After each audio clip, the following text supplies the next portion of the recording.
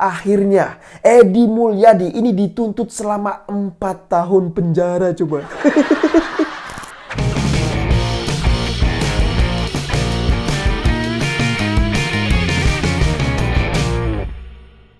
Ya, jumpa lagi dengan saya Muhammad. Ada topik menarik yang akan saya bahas dalam kesempatan Okedum kali ini. Mungkin ya ada teman-teman semua yang masih ingat terkait dengan kasus tempat jin buang anak dengan tersangka bernama Edi Mulyadi.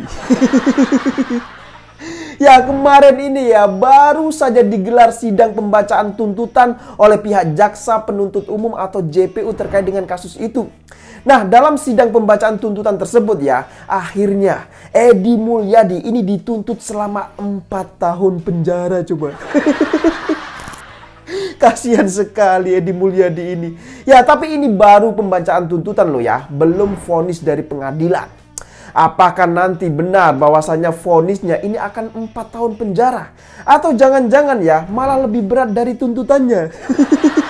Ya siapa tahu kan, bener gak? Maka dari itu saya mengajak teman-teman semua ya, mari kita kawal kasus ujaran kebencian atau keonaran yang diduga telah dilakukan oleh mantan caleg gagal dari PKS bernama Edi Mulyadi. Ya, sekedar informasi saja ya, pada saat Pileg 2019, Edi Mulyadi ini pernah menjadi calon legislatif atau caleg dari partai PKS. Tapi sayangnya ya, usahanya untuk menjadi anggota DPR RI ini gagal. Nah, pada bulan Januari 2022, Edi Mulyadi ini ditahan dan ditetapkan sebagai tersangka atas kasus dugaan ujaran kebencian terhadap masyarakat Kalimantan.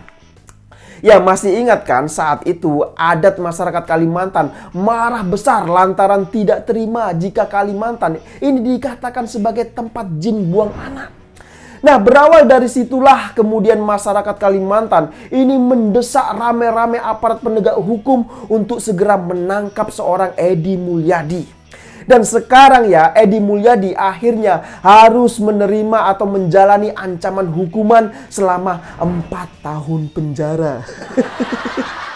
Kasihan sekali. Jadi pihak dari Jaksa Penuntut Umum kemarin ini yang meyakini bahwasanya seorang Edi Mulyadi ini telah bersalah melakukan perbuatan keonaran di kalangan masyarakat. Edi Mulyadi juga diyakini oleh pihak Jaksa Penuntut Umum atau JPU telah melanggar pasal 4 ayat 1 Undang-Undang RI nomor 1 tahun 1946 tentang peraturan hukum pidana. Jadi pihak JPU mengatakan Edi Mulyadi memiliki akun YouTube dan kerap mengunggah video berisi opini atau pendapat pribadi di kanal YouTube-nya yang menimbulkan pro dan kontra. Bahkan ya jaksa ini menyebut ada beberapa konten di kanal YouTube-nya, di kanal YouTube Edi Mulyadi yang menyiarkan berita bohong dan menimbulkan keonaran. Ini kan parah sekali, bener gak? Ya, misal salah satu konten yang berjudul "Tolak Pemindahan Ibu Kota Negara Proyek Oligarki Merampok Uang Rakyat". Nah, ngeri sekali kan judulnya. Dari judulnya saja ini sudah terlihat sangat provokatif sekali. Kok bisa-bisanya proyek Ibu Kota Nusantara atau IKN disebut merampok uang negara coba? Nah, jadi dalam video di akun YouTube-nya ya, ada pernyataan Edi Mulyadi yang menyebut bahwasanya tempat jin buang anak. Nah, pernyataan dalam video itu yang dinilai membuat keonaran di kalangan masyarakat. Akhirnya apa? Akhirnya sekarang Edi Mulyadi pun harus mendekam di dalam penjara. Kasihan sekali memang Edi Mulyadi ini. Tapi ada yang menarik loh ya dalam persidangan kasus jin buang anak ini. Rocky Gerung, tahu kan nama Rocky Gerung? Ya, dia ini ternyata hadir dalam persidangan sebagai saksi ahli filosofis kebijakan publik. Luar biasa orang ini. Nah, Rocky Gerung ini ya, kayaknya dia ini ahli dalam segala bidang kalau menurut saya. Bahkan Rizal Ramli juga ikut memuji Rocky Gerung yang membela Edi Mulyadi. Lah, ini kan parah sekali. Jadi menurut Rizal Ramli, argumen dari Rocky Gerung saat di pengadilan itu sangat canggih, begitu katanya. Ya, jujur saja sih, saya sih tidak heran lagi lah jika Edi Mulyadi akan dibela oleh para oposisi. Bahkan para tokoh-tokoh organisasi terlarang seperti HTI juga ikut membela seorang Edi Mulyadi. Ya, misalkan tokoh yang bernama Ahmad Khozinuddin. Jadi dia ini adalah tokoh HTI dan sekaligus sebagai Ketua Umum Koalisi Persaudaraan dan Advokasi Umat atau KPAU. Nah, dalam kasus jin buang anak, Edi Mulyadi mendapatkan pembelaan dari yang bernama Ahmad Khozinuddin ini. Bahkan dia pernah mengatakan, kami mengajak kepada segenap advokat, aktivis, ulama, dan umat Islam seluruhnya untuk berhimpun, bersatu padu berdiri, membela Edi Mulyadi. Begitu katanya. Nah, dari luar persidangan kasus jin buang anak ya kemarin itu, seorang Ahmad Khozinuddin sempat menyinggung soal kasus Sambo dan Densus 88. Jadi dia mengkaitkan antara rekayasa kasus Sambo dengan meminta pembubaran Densus 88. Lah ini kan parah sekali. Masa Densus 88 mau dibubarkan coba? Ya tapi biar lebih jelas ya, silakan bisa disimak terlebih dahulu cuplikan videonya berikut ini. Nah, ini adalah berarti betul-betul hal yang sangat dari mereka, memudahkan segala cara untuk Jadi dugaan rekayasa bukan hanya di kasus Sambo, di kasus ini tuh dugaan rekayasa kuat terjadi. Karena itu kita minta ya Kapolri lakukan audit Satgasus, kuat dugaan Satgasus terhubung dengan Densus dan bubarkan Densus 88. Nah, gimana setelah menonton video barusan?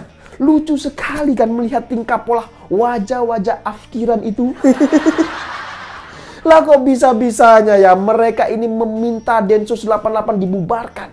Apa jangan-jangan ya kantong mereka ini sudah mulai kering? Ya bagaimana tidak kering coba, sumber dana pemasukan dari komplotannya ini di-stop oleh pihak Densus 88 dan PPATK. Ya kita tahulah selama ini Densus 88 bukan hanya menangkap para teroris, namun semua aliran dana mereka juga telah di-stop dan diawasi secara ketat oleh pihak Pusat Pelaporan dan Analisis Transaksi Keuangan atau PPATK. Nah, terakhir kita tahu ada dana ACT yang telah di-stop oleh pihak Densus 88. Tidak main-main, total nilainya ini hingga 1,7 triliun rupiah coba. Nah ini kan luar biasa sekali. Bahkan diduga dana ACT tersebut mengalir ke jaringan terorisme di Turki dan India. Ya tentu tapi hal itu harus dibuktikan lagi kebenarannya.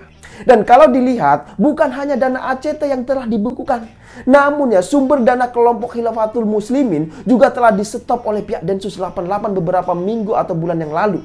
Bagi mereka ya, Densus 88 ini adalah sumber masalah karena telah menyulitkan pergerakan mereka. Tapi kalau bagi rakyat Indonesia yang waras, ya justru Densus 88 adalah pengayom dan pemberi rasa kenyamanan. Bener gak? Ya jujur saja ya, saya gak bisa membayangkan kok bagaimana ketika Densus 88 ini dibubarkan. Mungkin ya suara ledakan bom akan sering terjadi lagi di negara ini.